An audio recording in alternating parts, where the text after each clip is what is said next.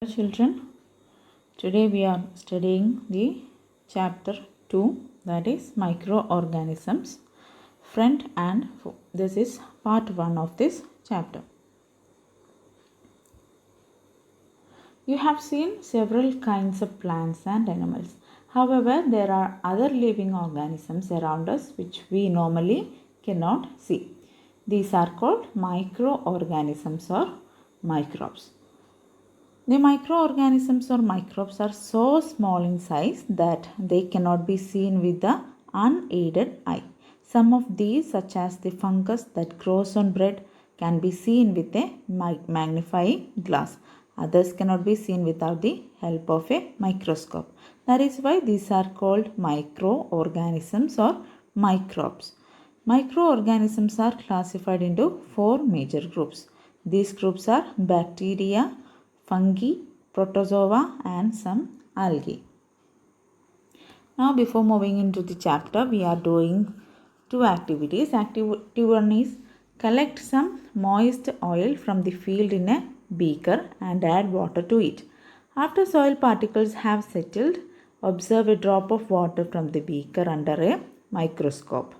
What do you see? And next activity is take a few drops of water from a pond.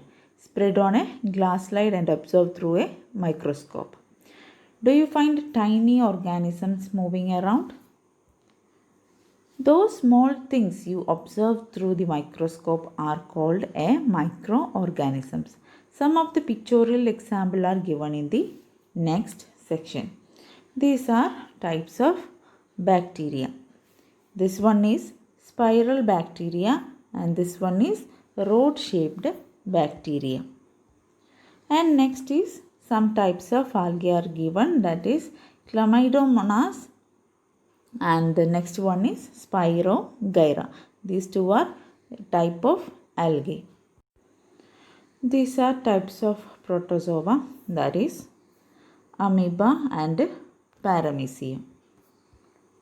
And next are types of fungi, bread mold, penicillium, aspergillus. These are types of fungi. And next we are going to see types of viruses. Viruses are also microscopic but are different from other microorganisms. They, however, reproduced only inside the cells of the host organisms, which may be a bacterium, plant or animal. Common ailments like cold, influenza, that we call it as, otherwise we call it as flu, and most coughs are caused by viruses. Serious diseases like polio and chickenpox are also caused by viruses. Now we are going to know where do these microorganisms live. Microorganisms may be single-celled like bacteria, some algae and protozoa, or multicellular such as many algae and fungi. They live in all types of environment ranging from ice cold climate to hot springs and deserts to marshy lands. They are also found inside the bodies of animals including humans. Some microorganisms grow on other organisms while others exist freely. Microorganisms like amoeba can live alone while fungi and bacteria may live in colonies. Microorganisms play an important role in our lives. Some of them are beneficial in many ways, whereas some others are harmful and cause diseases. Let us study about them in detail. Microorganisms are used for various purposes.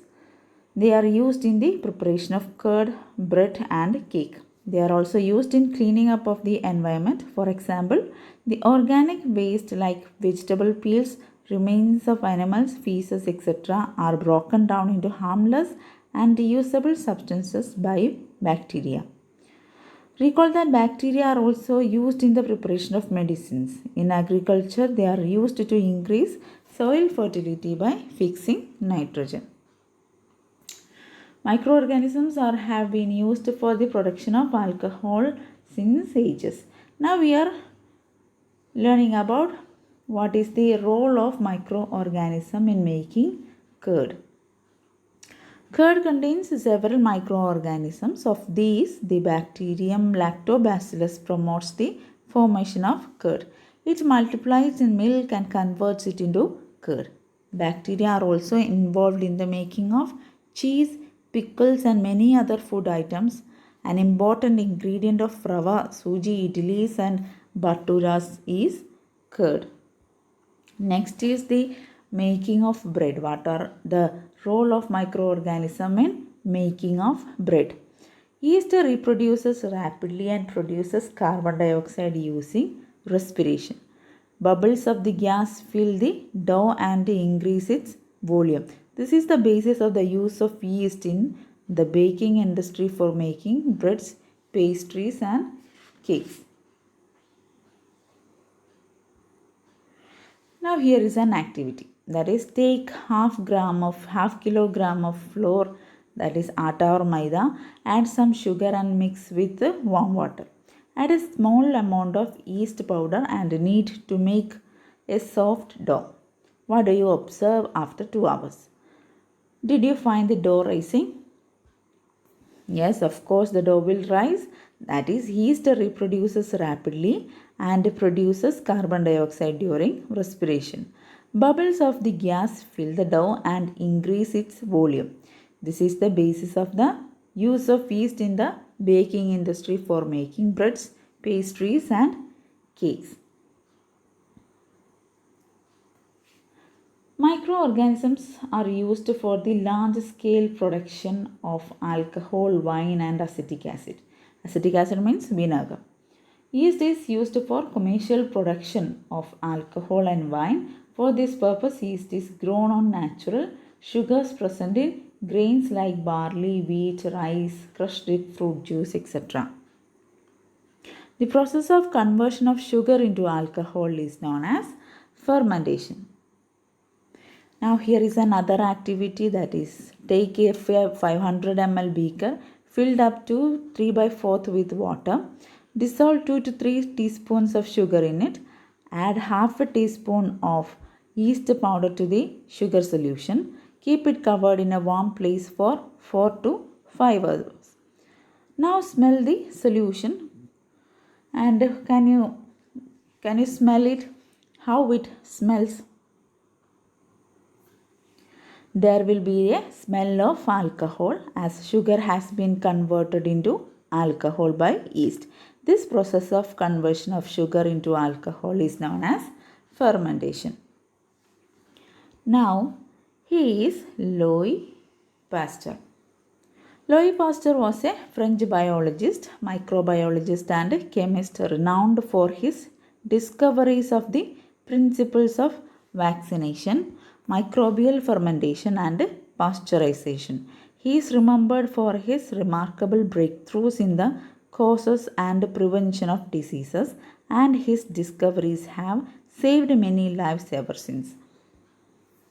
He reduced mortality from puerperal fever and created the first vaccines for rabies and anthrax.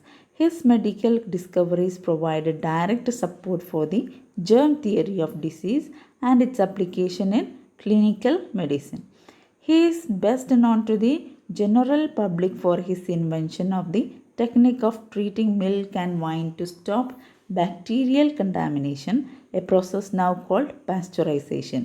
He is regarded as one of the 3 main founders of bacteriology, together with Ferdinand Kohn and Robert Koch, and is popularly known as the father of microbiology.